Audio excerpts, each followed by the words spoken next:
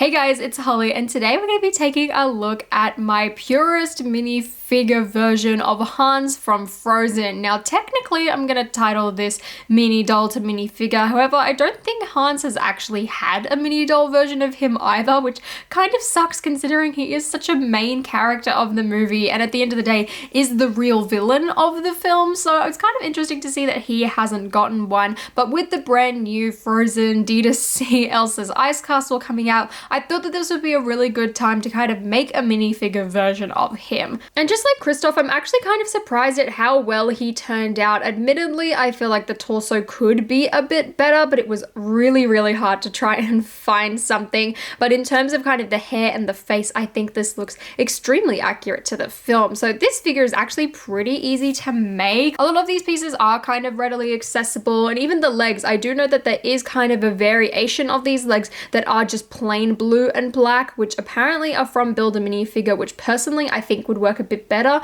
just that you don't kind of have that side printing. But unfortunately I wasn't able to get my hands on them, so I kind of thought I would use these instead, which are actually from a GCPD officer from the Lego Batman movie accessory set, which was pretty good. The figure wasn't too expensive, so that was amazing to get. His torso is actually from the original Harry Potter CMF series, from Jacob from the Fantastic Beasts movie, and then I swapped out the hands with just some regular white hands, which I actually stole from my Sylvester kind of Looney Tunes figure. Now his head I'm personally really proud of. That one is actually General Hux's head from the Skywalker sequel trilogy. There was a couple of sets with that head in it and I thought it worked perfectly, and then of course there was no other kind of perfect option than the Ronald Weasley kind of Han Solo hairpiece from the original Harry Potter CMF series. Then overall I think it's given a pretty accurate version of Hans. Like I said as well, I wish the regular legs, I had them in my collection so I didn't have those printing. I know that they exist,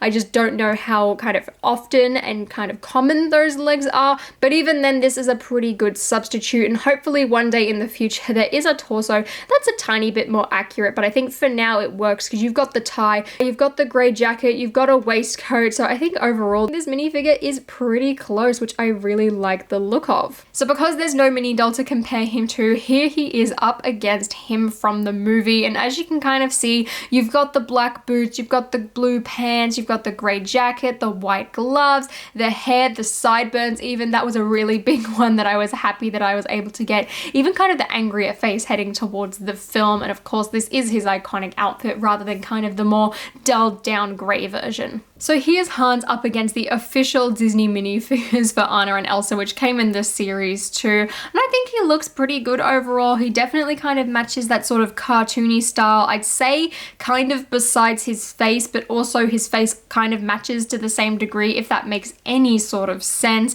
But I think he really fits in with all of these guys, and I'm planning on doing a video as well where I kind of turn Elsa's Ice Palace into kind of a minifigure styled set, or kind of my perfect version of the set, which will include this figure. So if you enjoyed this video and this kind of custom, please give this video a thumbs up and consider subscribing to my channel down below if you do want to see kind of what a perfect minifigure version of that set looks like. And be sure to check out my review as well once that is up and ready to go. And until next time guys, I'll see you later.